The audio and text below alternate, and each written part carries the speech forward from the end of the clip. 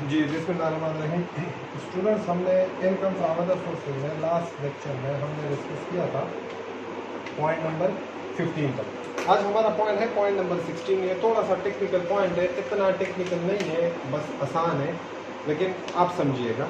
जी क्या कह रहा है point number 16? Any amount received as a loan, advance deposit for issuance of shares or gift by a person in a tax year from another person not being a banking company or financial institution shall be taxable under the head income from other sources। पहले यहाँ तक समझ ले, इसका exception भी है, exception बाद में समझता है। कह रहा है कि मिस्टर ए मिस्टर बी को कैश दे दे। क्या दे दे? कैश, पैसे, पेमेंट करे, ठीक है। और ये कैश या तो लोन की अमाउंट हो, मतलब या फिर गिफ्ट की शक्ल में दे दे। इन दोनों के दरमियान हो सकता है मियाँ बीवी हो सकता है बाप बेटा हो सकता है भाई भाई हो सकता है भाई बहन हो, ठीक है। या फिर ये कंपनी को दे दे और ये एडवांस हो फॉर शेयर्स, ठीक है। और अगला क्या है? Loan, advance, deposit for issuance या एडवांस हो, एडवांस या फिर डिपॉजिट फॉर शेयर पेमेंट करे और इन चार में से कोई एक पेमेंट हो, ये ठीक है। ये पहला कंडीशन। एक पहली बात हो गई, दूसरी बात हो गई, तीसरी बात, मिस्टर ए जो है ये नॉट बीइंग अ कंपनी हो, ये एज अ कंपनी रजिस्टर ना हो, और ना फाइनेंशियल इंस्टीट्यूशन हो। फाइनेंशियल इंस्टीट्यूशन का मतलब बैंक ना हो। तीन बात। पहली बात, कैश पेमेंट करे एक बंदा दूसरे बंदे को, ये payment in the form of इन चारों में से कोई एक हो, ठीक है। और तब जो बंदा जो ट्रांसफरर है ये क्या ना हो? बैंक ना हो, बैंकिंग कंपनी ना हो या कोई और कंपनी ना हो, कोई भी कंपनी ना हो। समझ में आ रही बात? तो लॉ कहता है ये पेमेंट जो है ये मिस्टर बी के लिए टैक्सेबल होगा under the head income from other sources,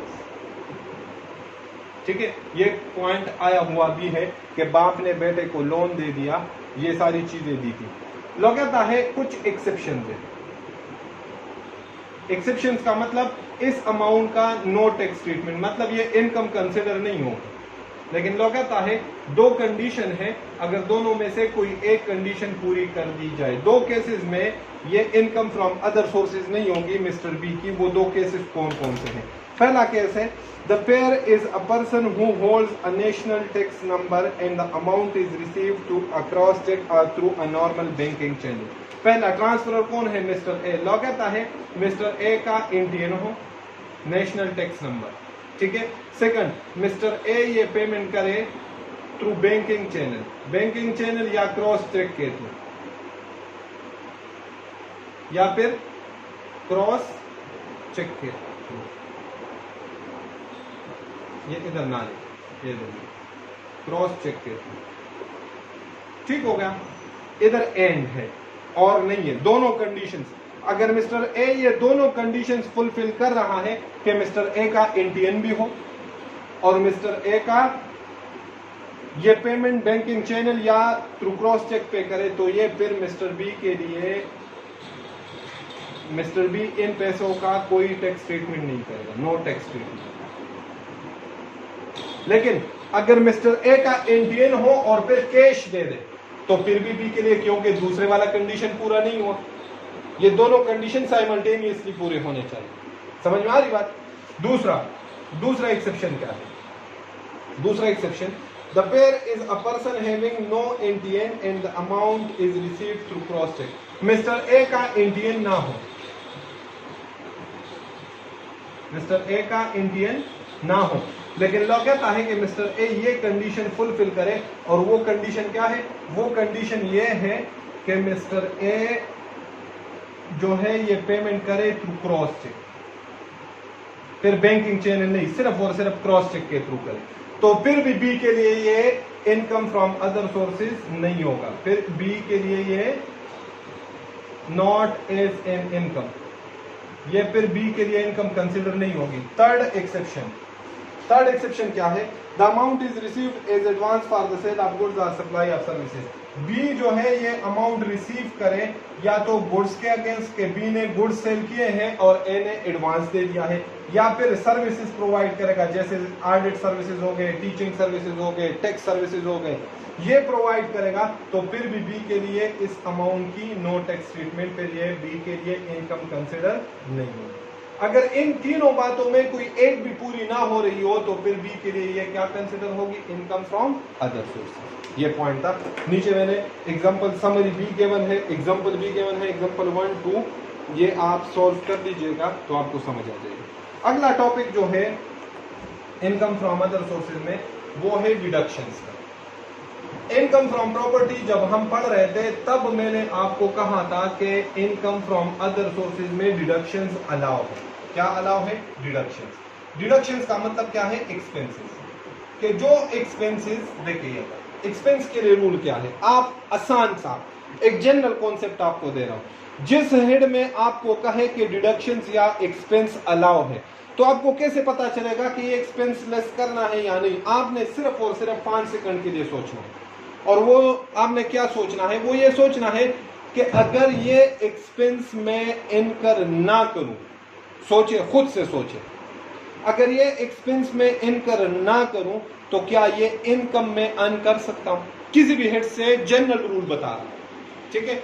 तो आपको अगर इसका जवाब है नो तो फिर इसका मतलब है कि ये एक्सपेंस आप लेस करोगे। नो के मतलब उस एक्सपेंस, जब तक आप वो एक्सपेंस बेयर नहीं करेंगे तब तक वो इनकम आप जनरेट नहीं कर सकते। तो फिर इसका आंसर है कि ये एक्सपेंस अलाउ है। इसका मतलब ये है कि वो एक्सपेंस हम उससे इनकम में से लेस करेंगे। दूसरा, आप सोचे कि ये एक्सपेंस में इनकर कर रहा हूं, फॉर एग्जांपल मैं कह रहा हूं income from other sources dividend, और मुझे एक्सपेंस गिवन हो कि अब्दुर्रहमान रेंट के घर में रह रहा है, तो आप सोचे कि मैं अगर रेंट ना दूं तो मैं डिविडेंड इनकम अर्न कर सकता हूं। बिल्कुल कर सकता हूं। डिविडेंड का और रेंट का आपस में, तो एक्सपेंस का और इनकम का आपस में रिलेशनशिप देखना है। अगर रिलेशनशिप बनती हो तो एक्सपेंस आप लेस कर सकते हो, अगर नहीं बनती तो आप लेस नहीं कर सकते। वो एक्सपेंसेस कौन कौन से हैं? No deductions are allowed if the income is taxable under FTR. लेकिन जो लिस्ट आपने पढ़ी है ना इनकम फ्रॉम अदर सोर्सेज, उसके ब्रैकेट में लिखा है पीटीआर एफटीआर। एफटीआर के इनकम में इनकम फ्रॉम सैलरी की तरह और इनकम फ्रॉम प्रॉपर्टी की तरह किसी भी किस्म का हम एक्सपेंस लेस नहीं कर सकते। याद रखिएगा, ये पॉइंट बहुत इंपॉर्टेंट है, अंडरलाइन करें।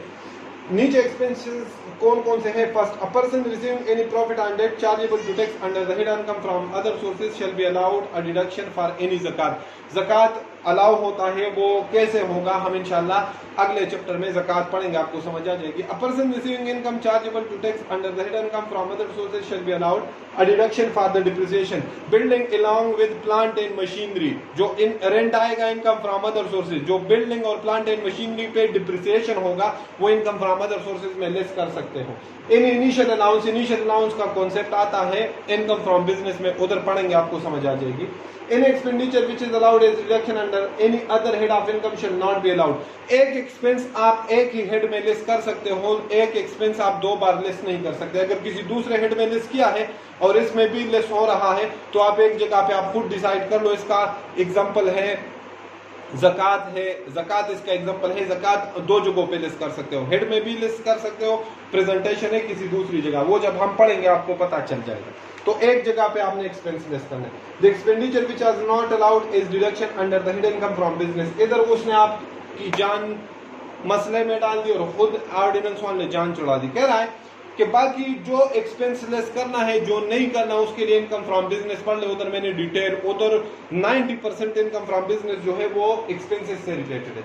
तो एक्सपेंसेस जो इनकम फ्रॉम बिजनेस में रिलेटेड है, जो रूल्स है वही रूल्स इधर इनकम फ्रॉम अदर सोर्सेज के लिए भी होंगे। और नंबर 5 है expenditure is of a capital nature. Capital nature का मतलब यह है कि आपने बिल्डिंग या प्लांट एंड मशीनरी परचेज कर ली, प्लांट एंड मशीनरी या बिल्डिंग, कैपिटल नेचर।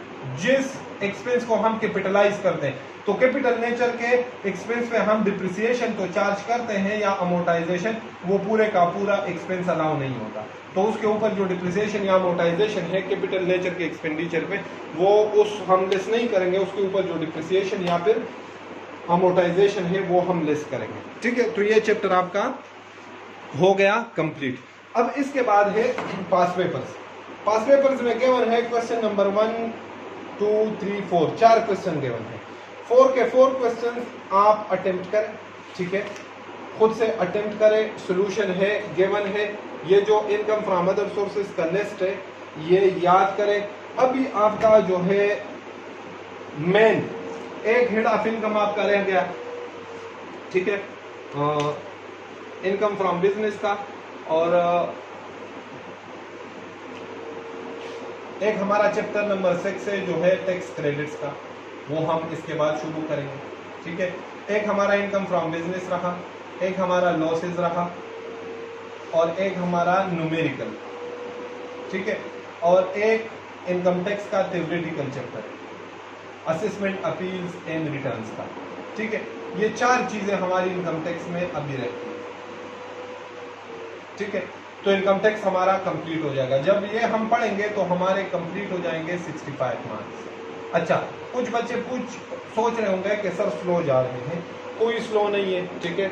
मैं अपने स्पीड से इंशाल्लाह, हमारा डेडलाइन है कोर्स खत्म करने का 31 जुलाई, ठीक है। तो जुलाई के एंड पे इंशाल्लाह आपका कोर्स खत्म होगा। आपको पूरा 1 महीना फिजिकल क्लासेस शुरू होंगे, तब भी फिजिकल क्लासेस शुरू ना हुई, इधर रिकॉर्डेड लेक्चर्स पे हम पढ़ेंगे तो तब भी, ठीक है। तो हमारा इंशाल्लाह कोर्स कंप्लीट होगा 31 जुलाई को। अच्छा, एक और बात मैं बार बार बच्चों को कह रहा हूँ, ठीक है, थोड़ा सा इस अटेम्प्ट में जो है आपने बच्चों पे जो बर्डन है वो ज़्यादा है। उसकी रीज़न ये है कि आप फिजिकल क्लासेस नहीं है, हम टेस्ट नहीं ले सकते, टेस्ट अगर लेंगे भी तो वो उस तरह से मतलब बेनिफिशियल नहीं होगा, ठीक है। तो टेस्ट हम नहीं ले सकते, क्वेश्चन हम नहीं पूछ सकते, क्वेश्चन आप नहीं पूछ सकते, आप पढ़ते हो नहीं पढ़ते ये हमें नहीं पता होगा, ठीक है। लेकिन जो टेस्ट है मैं आपको कहता हूँ, जो बच्चे इंशाल्लाह टैक्स का रिजल्ट अल्हम्दुलिल्लाह आया है अभी पिछले दिनों, तो बहुत अच्छा रिजल्ट रहा है टैक्स का, अल्लाह पाक का लाख लाख शुक्र है, ठीक है। उसकी सिर्फ और सिर्फ ये रीज़न है कि सी स्टूडेंट्स के लिए मैं बार बार कहता हूँ कि आपने पास पेपर्स लाजमी करना है। पास पेपर्स के बगैर आपको पता नहीं चलता कि एग्जामिनर क्वेश्चन किस लेवल का पूछ रहा है, ठीक है। एक और बच्चों के माइंड में क्वेश्चन आता होगा कि सर अगर हम इंशाल्लाह पास पेपर्स आप करें, ठीक है, पेपर के कुछ चीज़ें हैं जो मैंने आपको नहीं बताई। इसमें है प्रेजेंटेशन, पेपर में प्रेजेंटेशन कैसे करनी है, इंशाल्लाह इस पे हमारा अलग से लेक्चर होगा आखिर में। पेपर में टाइम मैनेजमेंट कैसे करना है ये भी हम डिस्कस करेंगे, ठीक है, इंशाल्लाह। इस पे पूरा इन चीज़ों पे कम से कम 40 से 45 मिनट की वीडियो में बनाऊंगा। अगर फिजिकल क्लासेस शुरू ना हुई मैं आपको गाइड करूंगा। फिर है पेपर सीक्वेंस। पेपर सीक्वेंस का मतलब यह है कि मैं कौन सा क्वेश्चन पहले अटेम्प्ट करूंगा, कौन सा सेकंड नंबर पे, और कौन सा लास्ट में अटेम्प्ट करूंगा। ये सारी चीजें इंशाल्लाह हम डिस्कस करेंगे। ज्यादातर बच्चे जो पढ़ के जाते हैं और फेल हो जाते हैं उनको मसला इन चीजों में होता है। उनको ये वो 3 घंटे जो है जो पेपर में 3 आवर्स और 15 मिनट्स है वो सही तरह से यूटिलाइज नहीं कर सकते। एक्स्ट्रा टाइम जो 15 मिनट्स है वो कैसे यूटिलाइज करना है, तो इंशाल्लाह इन सब चीज़ों पे हम इंशाल्लाह डिस्कशन करेंगे। मैं आपको गाइड करूंगा, आपने उसको फॉलो करना है। जी, ये आपका चैप्टर नंबर 5 कंप्लीट हो गया। इंशाल्लाह अगले लेक्चर में चैप्टर नंबर 6 स्टार्ट हो। ओके जी, अल्लाह हाफ़िज़।